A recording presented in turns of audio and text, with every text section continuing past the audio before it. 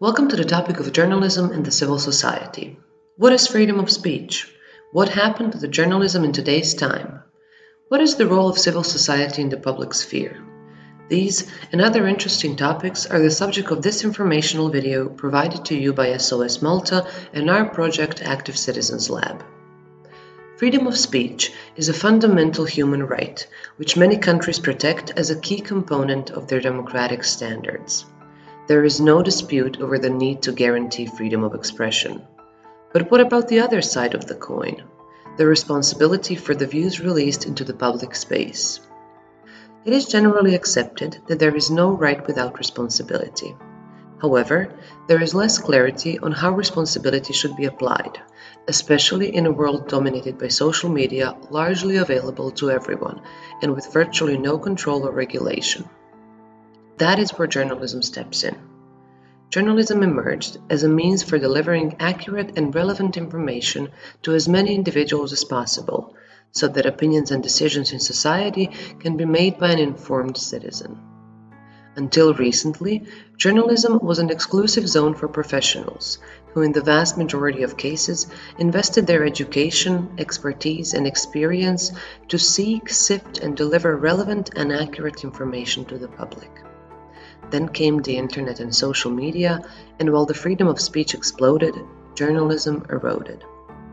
Soon it became clear that virtually everyone can produce and disseminate any information, and citizens found themselves in a position to participate in the molding and changing of the public opinion on virtually every topic. What had been a privilege of professional journalists for decades became accessible to everyone. The human right of free speech seems to have reached its peak, but the responsibility has gone the opposite way. Journalists and the media are faced with the challenge of preserving integrity and protecting the important role of their profession in a democratic society. Accuracy is increasingly being compromised for speed.